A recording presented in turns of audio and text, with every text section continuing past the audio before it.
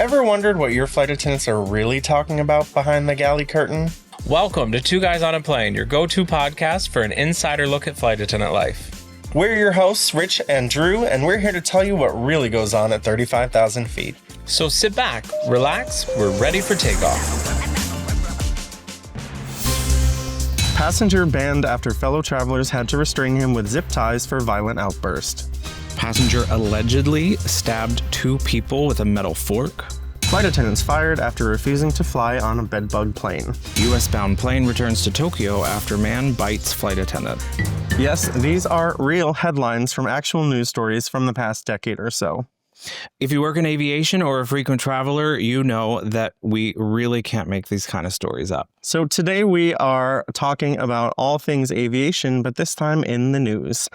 We have a special guest, and if you were watching the video version of this podcast, we are on location today in New York at USA Today's New York Bureau. And we are so excited to have a very special guest with us in the studio today. We are chatting with Zach Wichter. He is a consumer travel reporter and also someone we've spoken with many times now to share our flight attendant perspectives. And we are so excited. He has done a ton of things over the years. He's worked for the Point Sky. He has worked for the New York Times. He won a Loeb Award for breaking news on the 737 MAX stories. And he's done a lot of great, incredible things. But today we are flipping the script. And instead of Zach asking us the questions, we're going to ask him the questions. So welcome, Zach, which I guess feels silly since I was going to say your office. I was going to say I should be welcoming you. Welcome to my professional home. Thank you for coming to me and having me on your podcast. I feel like I owe you guys one because we chat a lot. So it's really exciting to get to do this. Thank you. Thank you for having us. We really enjoy being here with you. And honestly, you're one of our favorites to chat with. Don't tell the rest of them or anyone else. But we really enjoy anytime you do call us and chat with us. But Zach, before we dive in today, we ask all of our guests to tell us a wild story about a passenger doing something on a plane or some crazy trip that you've had. I can't remember if we've talked about this before, but on a recent trip, it was actually a work trip. I was flying out to Utah, and the woman sitting behind me, I was in the window seat, and the woman sitting behind me had her shoe off and put it up on my armrest and touched me in the side with her. No. She touched foot. you with her foot? Yeah, her foot hit me in the torso. She was wearing socks at least, but that was truly one of the most horrifying things that's ever happened to me on a plane. That's not okay. No, it was not. I remain traumatized by that. I feel like we talk about this incessantly and the fact that you should, wear shoes for the airplane. But I just don't understand why people think the armrest or footrest and why they think it's okay to invade people's personal space like that. Yeah. I don't get it. I did turn around and was like, could you please put that away? And she did move the foot eventually, but still, it was just at least wild. you had a polite interaction about it. Thank you for not calling the flight attendants over to deal with that for you. I know. Yeah, that's what I was going to say. I was like, at least you took care of the issue. A lot of times stories like that we get during deplaning, people will be like, well, no one helped with this woman's foot in my side. And you're like, I didn't know that was happening. Right. Listen, I know you guys are busy, and I'm sure we'll talk about this. I know you're busy. You have a lot going on. Yes. You're at your job, and I'm an adult human man, right. So I can deal with some things by myself. We appreciate that. And this is probably part of why we love you. Thank you. So take us back to the beginning and your career kind of into journalism. Where did you start? How did you get into aviation and travel news? Yeah. So I really got into aviation and travel as kind of a fluke. I went to Northwestern for broadcast journalism, and my first couple jobs in journalism were in broadcast. I was writing copy for a teleprompter at a local station here in New York, and then I was working in production at Dateline NBC for a little while, really low-level production stuff. Right. I did not do anything that fancy or exciting, but I learned a lot in those jobs and it served me really well coming to where I am now. And after Dateline, so I was on a contract there that wasn't being renewed, and I was just looking for somewhere to go. And I wound up getting an assistant job at the New York Times. And the way that the assistant program there works is you sort of bounce around to different desks. And ultimately, I wound up assigned on the business desk. And at that time, the New York Times did not have a full-time airline reporter. Oh, wow. And I really wanted to be doing more writing. After I made the transition to print, I was like, oh, I actually like working in print a lot more, better work-life balance, and like I think more flexibility with the kind of stories I can tell. So I just asked the editors in the business section, like, hey, this is something I'm really interested in. Would you let me kind of do this on the side in addition to my assistant stuff?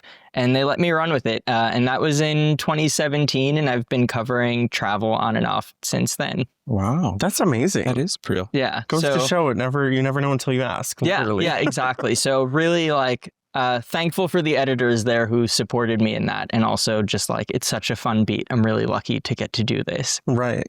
So what drew you to aviation like before that? Were you traveling a lot when you were younger? Like, have you always loved planes? Like this was just kind of, you wanted more writing.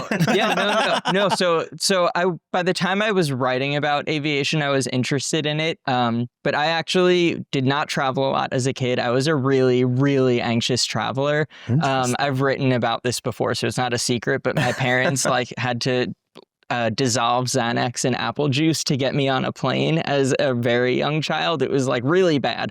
And I kind of overcame that severe anxiety by learning about it and just sort of becoming a nerd. Like I started watching the Travel Channel and just like sort of learned about how the travel industry worked and made myself more comfortable by learning about it. And so by the time I got into journalism, I knew a lot about the industry already and felt sort of excited by the idea of learning more and making that the way that I earned a living. That's fascinating to me. I tell people this all the time because you have like people that are nervous to fly and they'll be like, how do you do this? And I'm like, when you are trained for it and you have learned a lot about it, it takes a lot of the fear out of it. Yeah. I'm a terrible passenger because I know what all those bells are. And I'm like, wait, what's happening? What's going on? But when you're working, you know what the bell is. You get the information beforehand. You know what's going on. So it makes it way easier to fly. So yeah, totally. And it makes it like routine, I think is the thing. Like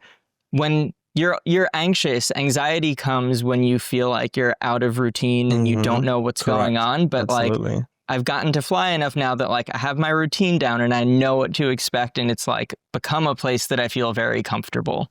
Yeah. That's awesome. And I always tell people like, tell your flight attendants that if this is a thing, because, if we are expecting turbulence, if we know that that's a fear of yours, we can, or that causes your anxiety, we can give you the heads up the best we can. So tell us what you need from us. Yeah. They do always say, like, with your biggest fears, you're just supposed to throw yourself head first into it. So that really kind of, no. Well, it worked out for Zach. So maybe, I love that. Like, give it a shot. Yeah. No. So what's your writing process like when you get some of these crazy stories? Like, are you seeking them out? Are they assigned to you? Is it a mixture? Is it whatever's happening online? What's trending? Like, take us through kind of your process for writing. Totally. Definitely a mixture. And I'm also really lucky working at USA Today that I am certainly not in this alone. So we have a whole trending news team that we work with and some other reporters on the travel desk. So really like I mostly do aviation, but it's not the only thing I do. And also I'm not the only person here at USA Today who does it. So a lot of the trending news, actually, other reporters handle, like some of the headlines that you talked about at the top of the show, those like daily breaking crazy stories. I do those sometimes, but I would say like other folks at USA Today are more likely to pick those up. For me, I'm looking more at consumer travel stories, like advice for passengers, things that people need to know when they travel. I mean, the kind of conversations that we've had for my columns. And it really is a combination of me pitching ideas, my editor assigning me ideas, and then just seeing what's trending on the internet and what's getting traffic. And then also I'm really lucky because I don't just do aviation. I also get to do some travel stories. And so it's a really nice mix. Like I was saying before we started recording, best job I've had in journalism. This is like super fun. I'm really lucky. That's awesome. Yeah, some of those breaking news stories, I feel like it would be chaotic to cover those because there's just so many moving parts. There's like deadlines. There's things happening so quick. I think that would probably stress me out. I think what's interesting, you're not wrong, but like on a breaking news day, I'm thinking like of the tragedy in DC at the start of this year, Right. like obviously days like that are super busy, but the adrenaline really keeps you going. And in some ways, those days are actually less stressful than a quiet day, because on a quiet day, I'm like, what am I doing? Right. Like, should I be doing more? Yeah. Like, what am I forgetting to do? But on a really busy breaking news day, like we're all pulling in the same direction. And it's like, I won't say it's easy, but like you don't have time to think about all the noise. So you're just sort of like going with it. Yeah. What are some of the like more difficult parts about covering aviation and travel versus some other topics?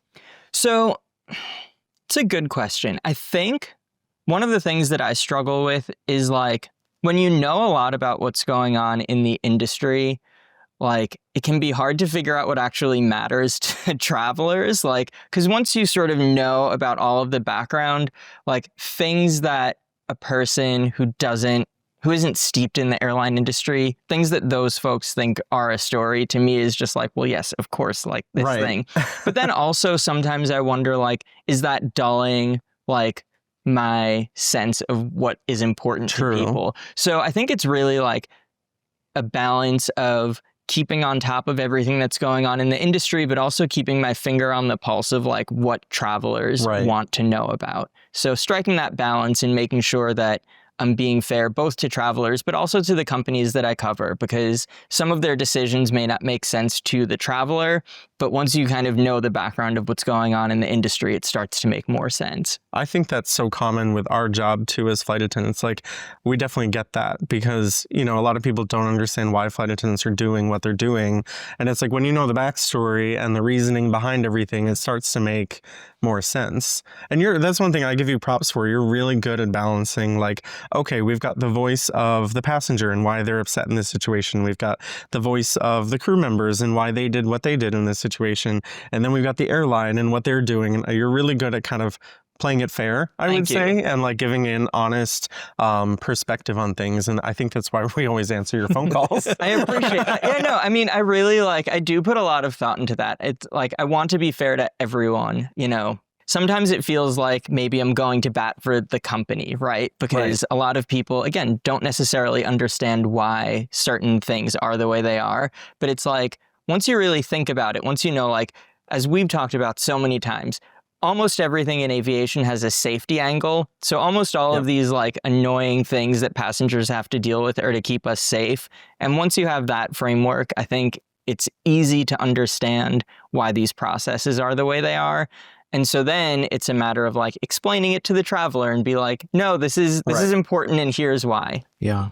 We have the conversation a lot because like every rule in aviation is born out of some other tragedy. Exactly. And so what got us to this point? And, you know, we argue with so many people over a seat back, but you're like, it's to let that person out. And people are like, oh. Yeah. I'm like, okay. But then you also can't get too dark on people because then they start to freak out. Right? You're like, well, if you trip over this bag and then this person trips on you and then the plane's on fire, they're like, okay, you went too far. Yeah. Right.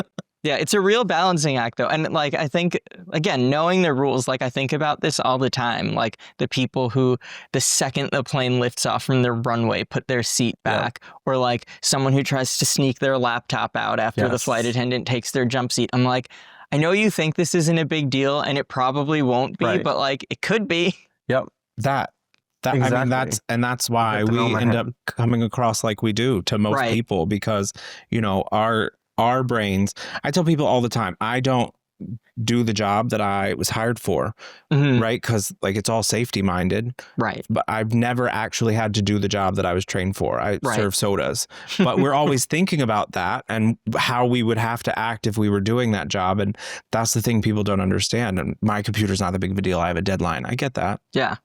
But right. But what happens when your laptop goes flying? Yeah, and hits someone on the head or whatever. And you get that perspective. And like, that's the thing is passengers don't get the bigger picture sometimes. And it's, you know, definitely a balance. And sure, in your writing is the same balance as us in our everyday work with trying to like, how much do I tell people? Like, you know, where's the line? Yeah, the thing that like I think about the most, and I'm sure you guys see this all the time, is like, nobody pays attention to the seatbelt sign anymore. Mhm. And I'm just like, I get that you have to go to the bathroom or whatever, but like, if something happens and we hit a bump and you hit your head, like, you're really not gonna like be happy that you got up at that moment. And I saw someone on a recent flight who was like standing in the aisle holding a baby with the seatbelt sign on. And I'm just like, this is like, I hope nothing happens. Right. But like, this is not smart.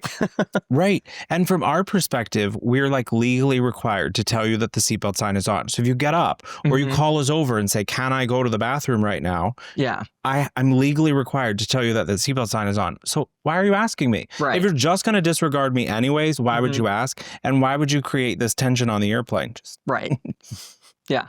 Just pay it. Like, pay, Yeah. I try. Like, I write about this in my columns all the time. Like, pay attention. Right. Like, it's yes. you're just play it safe, right? Like, it's not worth it. Exactly. Getting your eye mask out of the overhead bin is not worth it. Or put it in the bag that you're going to put under the seat that you know you're going to need anyway. Oh, no, but they want the leg room. That's a whole other thing. They can't be using that space. Cannot. Yeah. You're correct. Yeah. See, you're like we are, where you know too much now. Right, Like, exactly. Yeah. Cursed with the burden of you knowledge. can't just relax on a plane. You're too busy watching what's going on, passenger behaviors. It's a blessing and a curse, for sure. It's a content mine, so that's good for me. Well, same. We always joke about this because people will be like, oh, you've been quiet. You guys haven't really posted any content lately. And I'm like, we haven't been at work. Right. You can tell when we're at work. Memes are flying out of our brains and onto the Instagram. Right, exactly. Yeah, so we totally get that. Speaking of content, though, we talk about this a lot on the show. TikTok, travel trends, and things like that. I mean, people are constantly coming up with these like ideas and whatnot. How is that influencing your writing? And I'm sure you've done a lot of stories where some TikTok trend has evolved and turned into something people are doing that's causing mayhem in the travel world. Yeah. So my dirty little secret is I'm not on TikTok. That's a great way to be. So I'm one of those like middle millennials who like sees it 3 weeks later when it finally makes its way to Instagram. Yeah.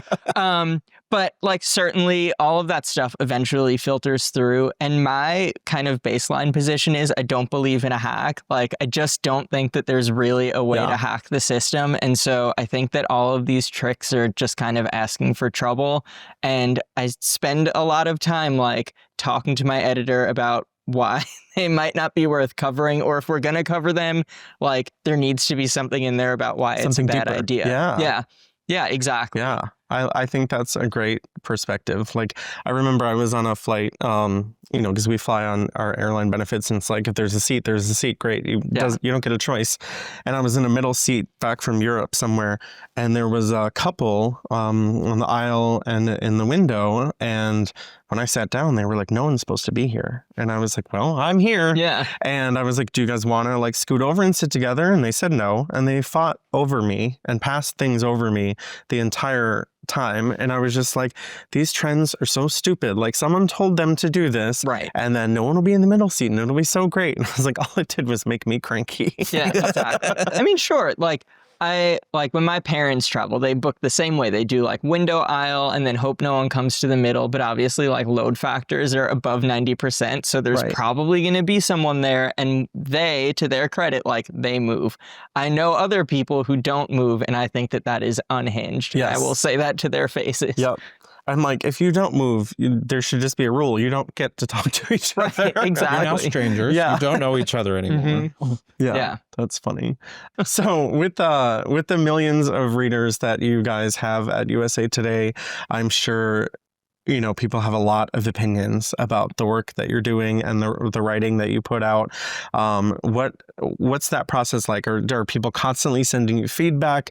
Is stuff filtered through someone else? Is it like when people talk about flight attendants and some of those complaints come back to us and some of them miss us? How does that process work? So my email address, zwichter@usatoday.com you're gonna put it out there? Yeah, well, it's on. I was going to say, I think it's on every story. It's on every story, so it is out there. Like you're just going to throw it out there. I am good for very you. easy to find. And honestly, like, I don't get that much of a deluge. Like, every so often, I'll have a column that really strikes a nerve, and I'll get, like, a bunch of emails, but even on the busiest day, it's maybe like a dozen emails. For some reason, and I don't mind this, but people really like to tell me their frequent flyer stats. And I'm like, very happy for you that you're a 2 times million miler on whatever airline. But like, that doesn't make me like pay more attention to your feedback than I do from the person who travels once a year and is like, I want to hear about the hidden gems, because like, that's all good data for us to have. You're all our readers, and like, we want to serve everyone. But I do honestly get a lot of amusement out of like mean emails, just because like I usually don't take it personally, and I like kind of think it's hilarious that someone has taken the time to like sit at their computer and type an email to insult me. I'm like, I'm glad I'm living rent free in your head, I guess, and thank you for reading. Like, I get the click either way. Moved you. Yeah, exactly. Please don't send me mean emails, but like, if you do, I might post it on my Instagram story without your name. So. That's hilarious. I live for that sort of stuff. I love the feedback, whether it's positive or negative, because the negative ones, it's usually just someone who, for no reason, feels like going off on this rant, and you're like, okay. And the status thing, those people are so proud of themselves. Yeah. They will tell everyone. They do it to us on the plane. They literally tell everyone about their status. It's so funny. Yeah, like ordering a drink on the plane before it's even out of their mouth. You're like, oh, I'm a whatever flyer. And I'm like, okay. Yeah. Do you ever get any hate mail from flight attendants or pilots? No, no I crew think, members. I think going back to what we were talking about a little earlier, like, I really try to be fair to everyone that I cover. And so for the most part, like, people who I interact with in the industry, or people who reach out to me who are reaching out from inside the industry, are like pretty constructive if they have feedback. Like, I would say a lot of it is just like, thanks for covering this kind of thing. But then I also get a lot of emails from people who are like, hey, here's something that, like, some aspect of this story that you missed. And please do send those emails, because I care a lot about covering things that aren't getting enough attention. Yeah. Like, I think that it's really easy for me as a reporter and for my colleagues in the media to miss stuff, because we're not doing your jobs every day as plugged in as we may be. And so I am always open to feedback that's like, hey, you're doing this story, and here's a whole part of it that like no one is paying attention to. Right. Well, now I know what feedback to send. Yeah.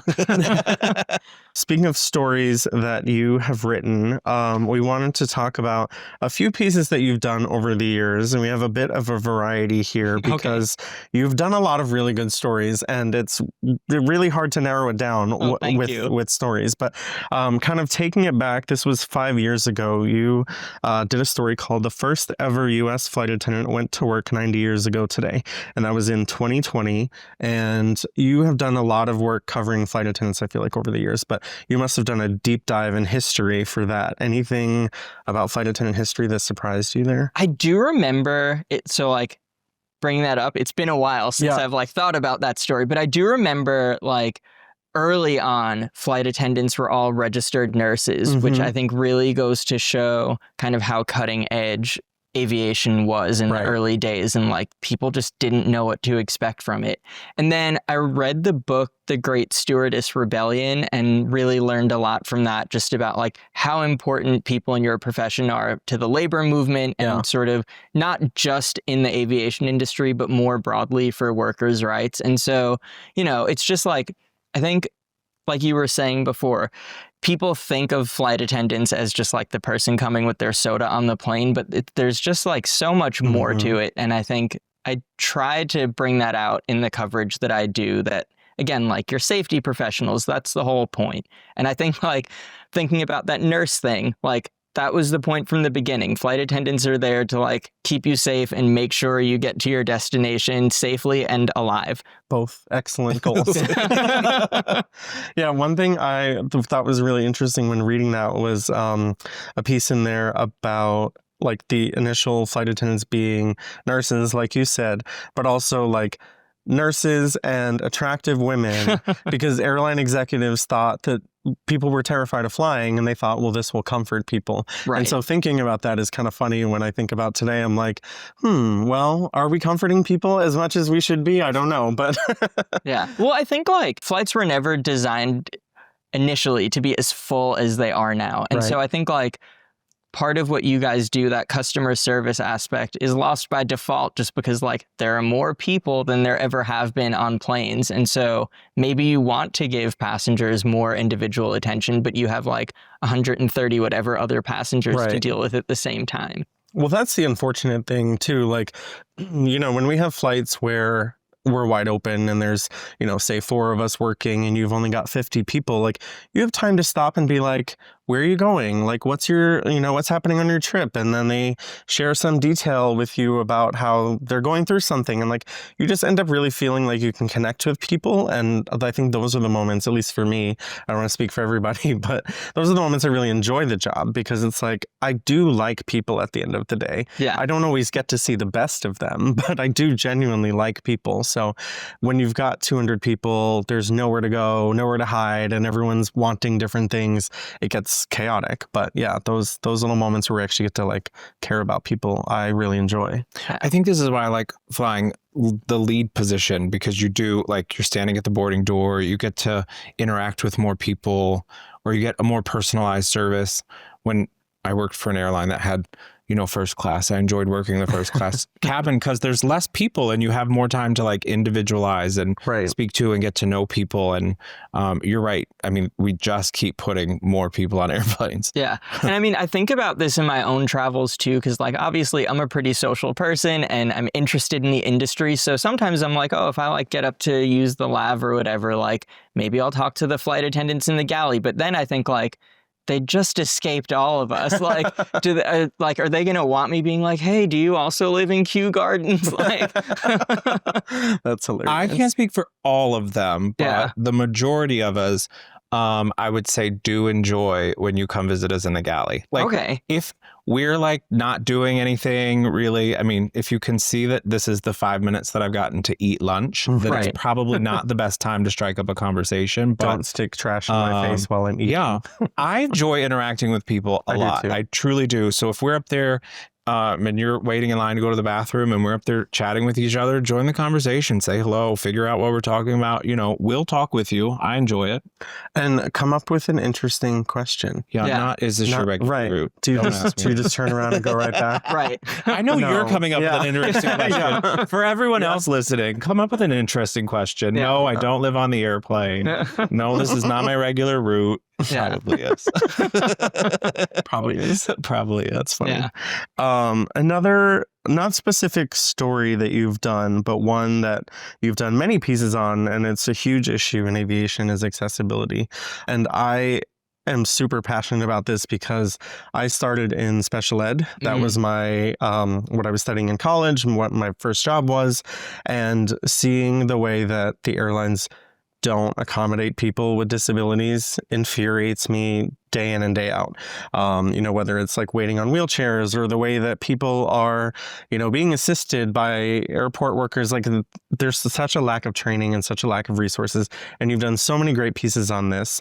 Anything specific that you have found during your research that you think really needs to be focused on, that people need to highlight more? Yeah, I mean, so one of the big sort of subtopics within this that I've done is talking about wheelchair damage by airlines. And that's a huge problem, right? Like, I don't think anyone is going to pretend that like if a wheelchair gets damaged, that it's not a big deal. What airlines have said, and again, this is where like I kind of see both sides. It's like the people who handle luggage are usually contractors, and those are very high turnover jobs. And so it's really hard to keep people trained to do it the right way. Right. Not that I think that that's an excuse, but like I see where the problem is. And I think that probably the first step to fixing it is addressing that, is like finding a way to make these jobs something that people want to stay in.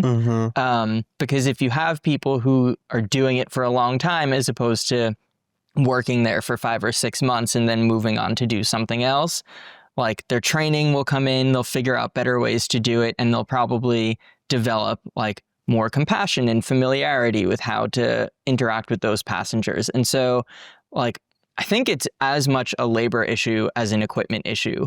But of course, there's also the problem of, and we've talked about this on many different topics, the real estate on an airplane is limited. Right. And so like lavatories obviously are a huge accessibility issue.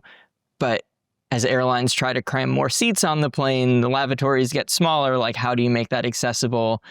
They're like, the easy answer is fewer seats, but then the ticket prices are higher. And so it's just like, there are a lot of factors here. And like, I wish that it was easy to address these problems, because ultimately better accessibility is better for all travelers.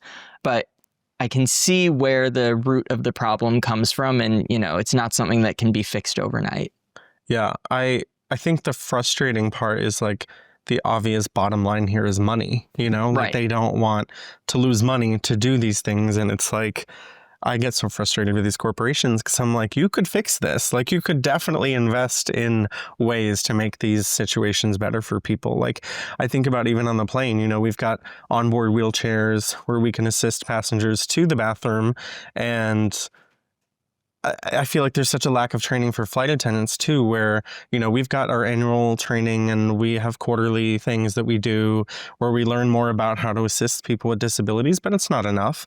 We get out there on the line and you realize, okay, there's not enough training because people aren't doing things the right way. And then you even bring someone to the bathroom and it's like, they're like, well, how do I get in there? It's so small. And it's like, these are the frustrating things. Like, they've got the bare minimum covered, but they're not, paving the way to make this a fully functional, accessible place. Yeah. And also, like, each individual with a disability or with some accessibility need, they have different needs. And they're like, even if they have the same, for lack of a better word, condition or same diagnosis or whatever it is that's causing their accessibility need, the way it presents itself may be different than the previous passenger. Definitely. And so I think, like, training is really important, but it can only do so much. Another big part of it is just like having that dialogue with the specific passenger and like hearing what their specific needs are. Right. Yeah, I agree. It's definitely something I would like airlines to focus on more.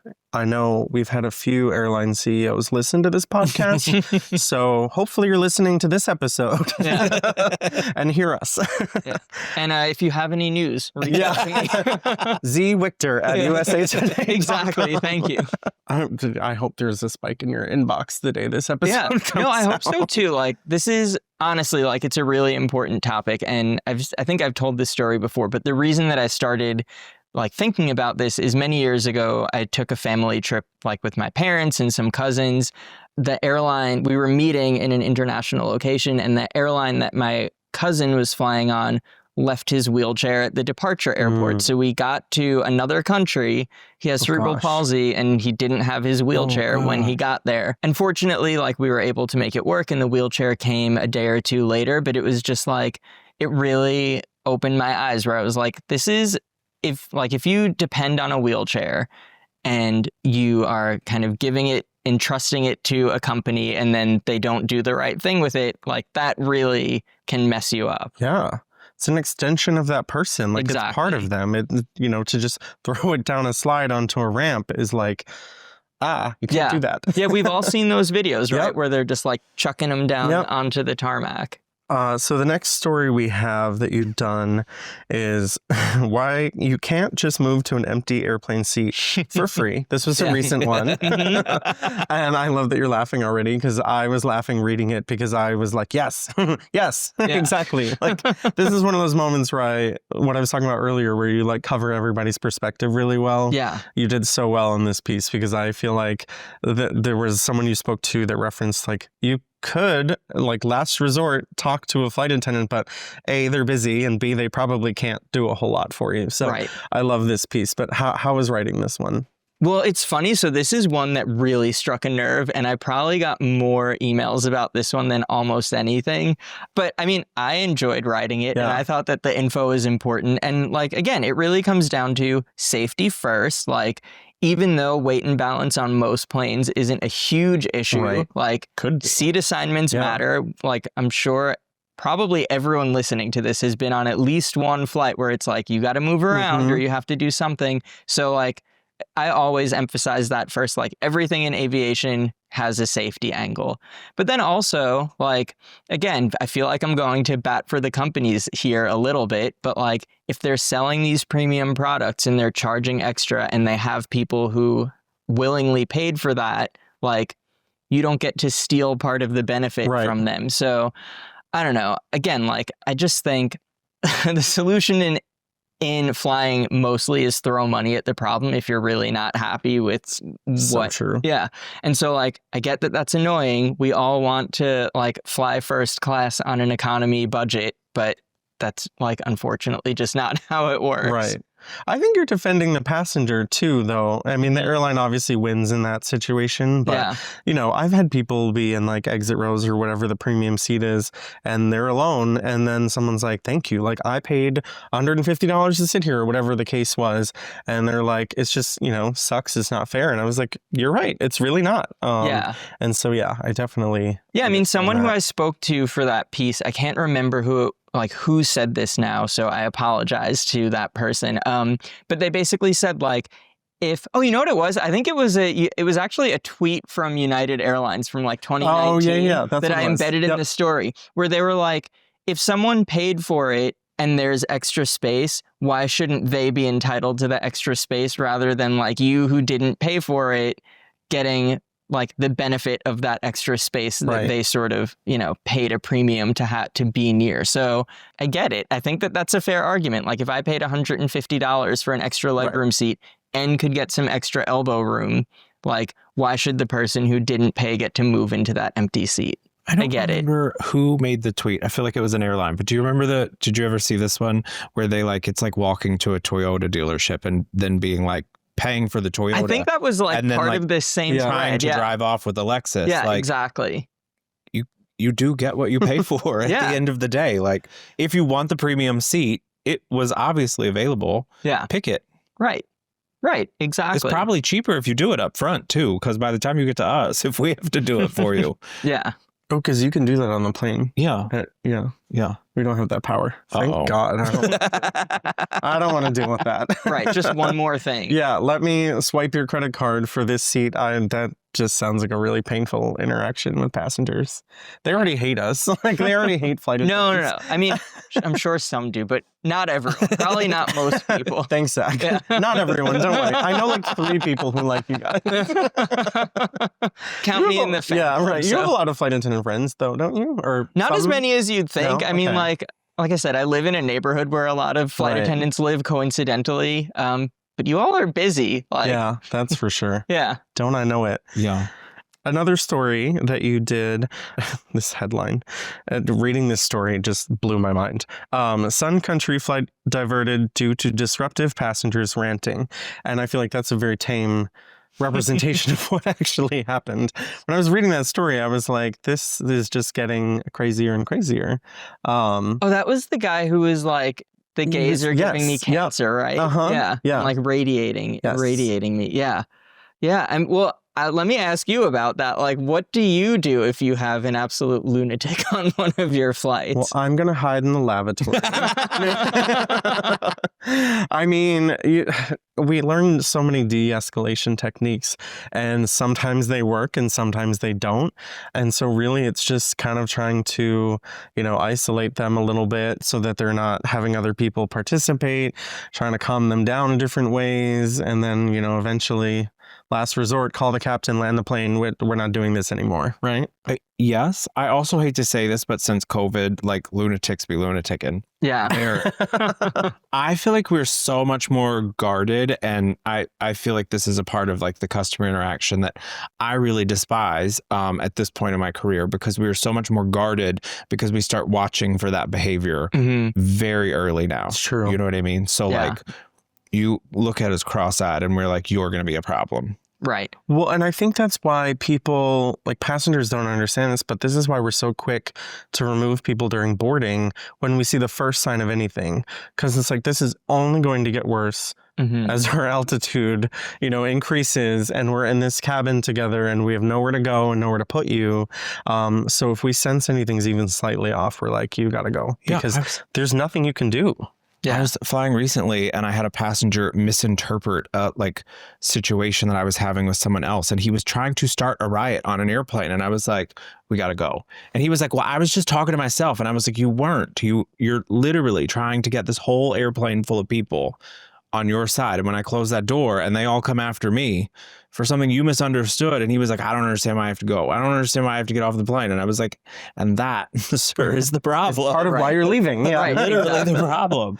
Yeah. So like you said, since COVID, people have been like more insane on planes. And that's something like as a reporter, I've been wondering about. It's like, are we seeing it more because everyone has their phones, or is it actually worse, or like a little bit of both?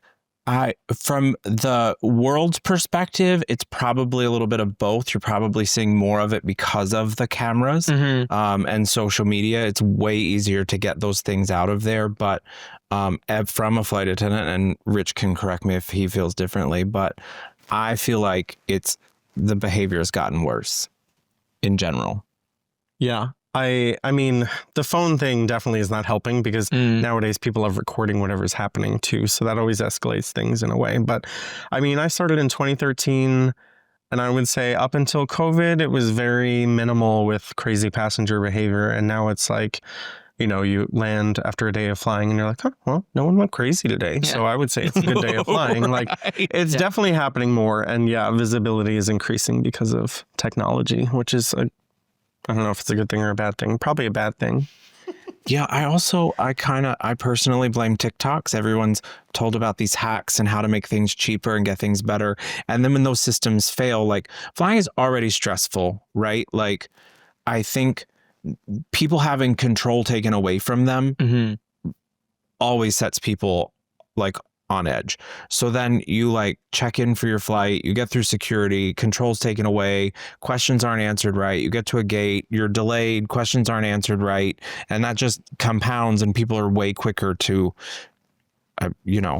pop off these days. Yeah. I mean, So I think true. I was going to say explode, but we're talking about airplanes. Like those were good airplane words, and I was trying to figure out a good one. I mean, I think it even goes back to like the seatbelt sign thing that I was talking about before. Like, I think anecdotally, I think even that's gotten worse since COVID. I think people are just like people got so used to being at home by themselves that like everyone is more individualistic now. Or like, I'm sure we've also talked about like headphones. Like I was on a flight recently where like there was a baby and its mom in the row behind me, his or her, I'm not sure. So I guess it's, and like, but like they were playing like cartoons on a tablet without headphones. And I'm just like no one, like, I'm glad your baby isn't crying. This is great. But like, no one wants to hear, like, definitely. Because it's like kids, you have so much like patience for them, so much tolerance for it. Because it's like, okay, they don't know any better. Right. But adults, it's like, come on, man. Yeah. So with all of your exposure to things happening in the travel and aviation worlds, does that make you more excited to fly and go travel yourself, or does that make you kind of cynical and like hesitant to get on a plane when you see these stories happening? No, like I love traveling. I love getting to do what I do. It's great. Certainly, like when I'm traveling for my personal travel, it's different than when I'm traveling for work travel. I try when I'm doing personal travel to unplug as much as possible. It's hard. Yeah, it's hard. Like the reporter brain is always on, but no, I don't think I'm cynical. Like I said, I'm comfortable on airplanes now. No Xanax needed. Yeah, no Xanax needed. I don't think I would survive in this job. Like, it's not something I would be able to come and do every day if I didn't still love it. Yeah, that's a good point. We talk a lot about airplane etiquette, and we just did a whole podcast episode about this and all the things that people complain about. If you could have like one rule in place for passengers, like one behavior or whatever that you could put in place, what would it be? Like one thing that drives you nuts that you wish would stop? I really do think it's either the seatbelt thing or the headphone thing. Okay.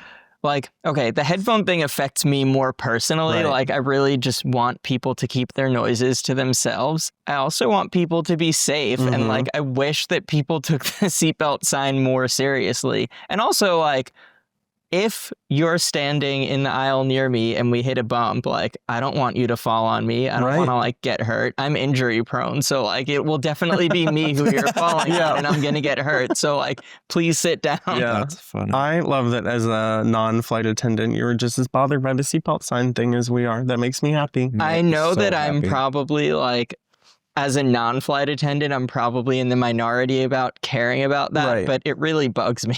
I always think I don't think people know what goes into the seatbelt sign, which is why people are so apt to ignore it, because it's been smooth the whole flight and the seatbelt sign has been turned on. But like, it's weather reports, it's ATC, it's other airplanes reporting to ours what the weather is like around us. So like, it is a maybe.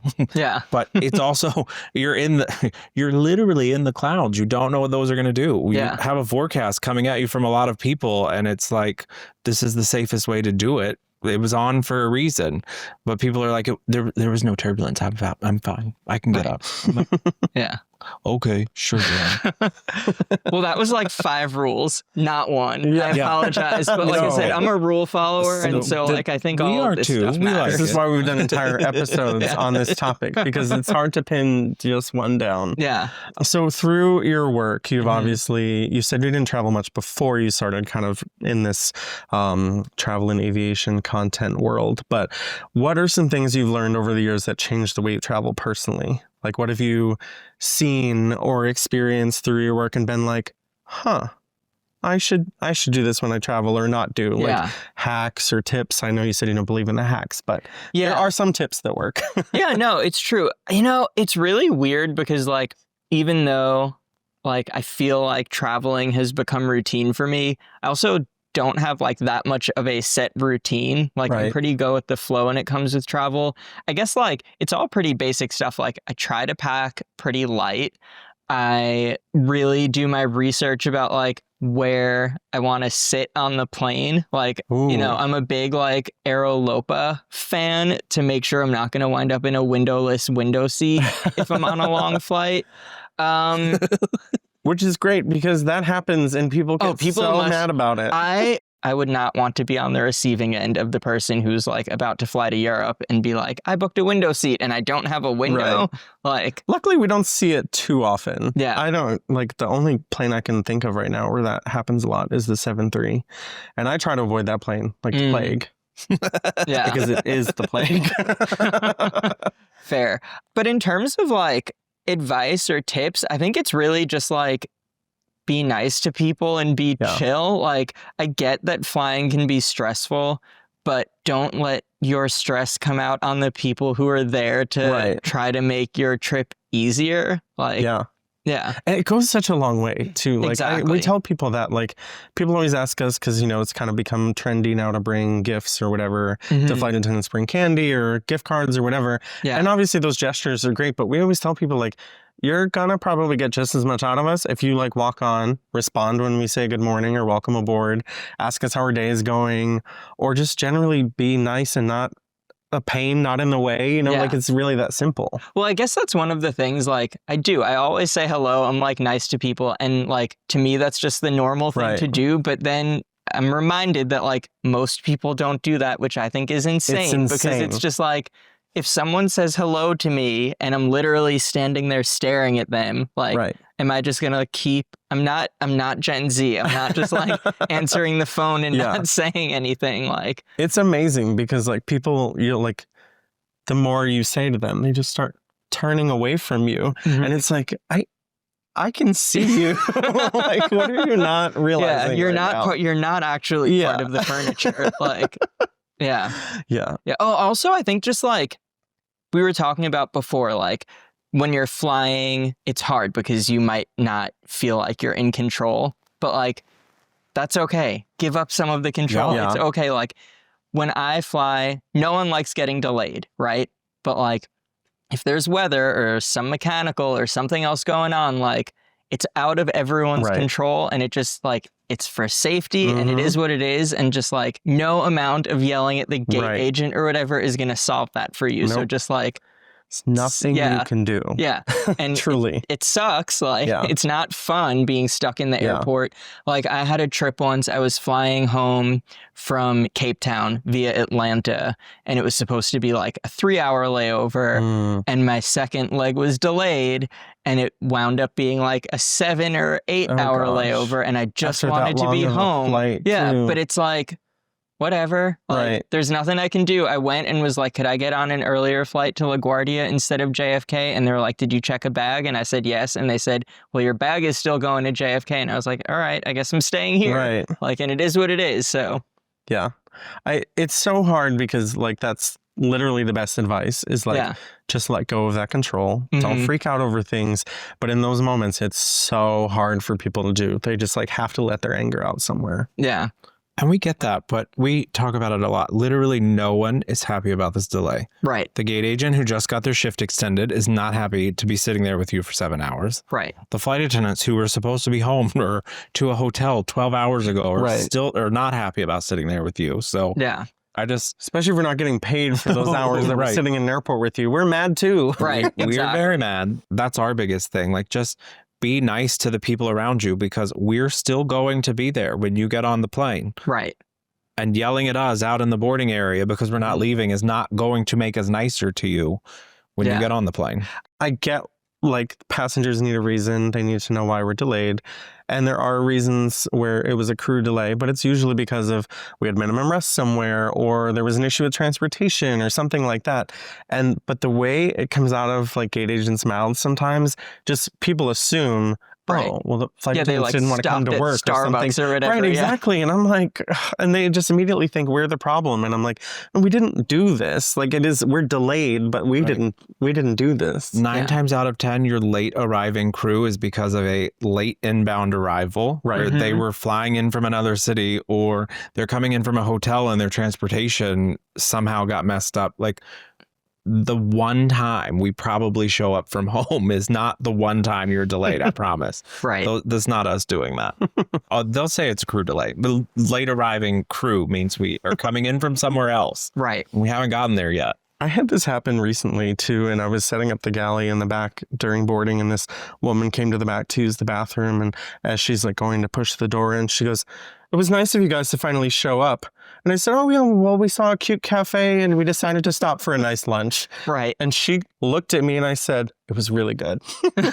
She was so mad. And I was like, "Today's the day I'm getting fired." But it was like, come on, lady. Like, what do you think happened here? Right. Exactly. So since you are our first non-flight attendant guest. That's crazy. Thank you. It is crazy. I didn't realize that. Yeah. Thank you so much. Well, we're always asking our non-flight attendant friends this question. What is one pet peeve that you have that flight attendants do? Something like you wish we'd stop doing. And then one thing that you love that flight attendants do. I think like in general, as I've said, like I sort of know what to expect and I'm pretty chill. Like this is not a trap, but no. I don't feel trapped. Like there isn't a lot that like flight crews can do to like really annoy me because I'm just like, I get it. Right. Or, like maybe I'm going on vacation or whatever, but you guys are at work. Like, so, but the one thing that I will say, I've been on some flights. I wouldn't say this is super common, especially like these days, but like some flight attendants and also pilots just like really love the sound of their own voice. So like overly long announcements. I'm like, please just let me watch my movie. Like, I thank you for trying to make everyone on this plane comfortable and safe, but like I don't need like the list of every single potential connection in the airline's like main hub. Or like, if I wanted that, I would fly the airline where I knew that was going to happen. Right. There is one. Right. Singing and jokes and all of that is allowed. If I wanted that. Maybe not anymore under the restructuring. I don't know. That's a good point. But if I wanted that, I would go fly that airline. Or like I had a pilot recently who just like gave the like truly the longest like welcome aboard announcement ever. Then he came out and shook every passenger's hand. He like walked back to front on the plane and said hello. And I was like, pilot. I do too. Yeah. One of the things I like the most about flying is that it's a time that I feel like I can unplug. Yeah. And like have some me time and like, be with my thoughts or be quiet or take a nap or whatever. And so like really long announcements, that is a pet peeve. But otherwise, like, I think every flight attendant is like, for the most part, really good at like what they do and like making me feel welcome. You don't have to lie. No. So you don't have to lie. No. Like, it's a stressful job. You wouldn't do it if you didn't at least kind of like it. Right. True. I love that you use it to unplug because I do too. Yeah. I rarely get Wi-Fi. Same. I usually have a book or something. It's like my 4 hours.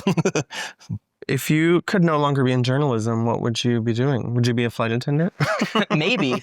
So actually, I have like almost jumped ship from journalism a couple times. The most recent like real serious attempt that I made was I applied to be a diplomat. I took the Foreign Service Officer test and like got pretty far through the process. That's amazing. With the State Department. It didn't work out because I like missed the cutoff for one of the scorings by a little bit, but that was before I had this job. Right now, with the job that I have, there really isn't anything I think I would rather do, but I'm sure if I was going to leave, it would be something like communications related, maybe go work for one of these brands that I cover. Yeah. Also, I need all of the followers who just Googled how to become a foreign diplomat to message us about it. So I am literally trying. I have questions. I need to know if anyone else felt like I did because I really just wanted to Google how to. So the craziest thing was, and like, I think I'm remembering this correctly. It was a real blur. So like very briefly, the way that works is like you write a bunch of essays, you take a test. If you pass the test, they read your essays. And then if they like your essays, you get invited to DC and do a day of kind of like workshops and in-person interviews with current diplomats. Oh, that would be weird. And if I remember correctly, there was a flight attendant in my cohort in DC. Oh, no kidding. Yeah. So you can make the jump. We're everywhere. I was going to say, exactly. do so many things. Like, people don't realize that. Like, half of us have other jobs, other careers, other whatever. So that actually doesn't really surprise me. Not even a little bit. No. Yeah, everywhere you go, there's a flight attendant doing something. But yes, now I'm going to go home and Google. Well, before we go, we like to play a little lightning round game with all of our guests. We're going to ask you 10 questions. First thing that comes to your mind. Oh, God, I'm going to say something inappropriate. Yeah. So this is cross-checked.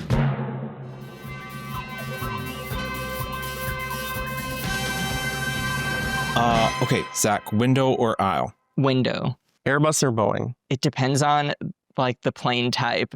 Like I'm too nerdy to pick just one. I love this answer. Hotel or Airbnb? Hotel. Favorite city you've been to? Oh, London, I guess. That is a hard one. Yeah. But how do you pick just one? It's really hard to do. Yeah. Favorite airport? I like home, so JFK. Least favorite? I don't have a least favorite. I'm happy to be anywhere. I love that answer because I'm happy to be in any airport but Atlanta. Go-to snack while flying? Pretzels. Like airline pretzels? Or no, like I always buy pretzels? like a Hudson News bag of pretzels. Okay. Yeah. I was like, if you're talking about the stale little pretzels that these airlines are giving out, we need to talk. No. I almost always like stop at the Hudson News in the airport and buy a bag of Snyder's pretzels. Okay. Solid choice. Favorite song on your travel playlist right now?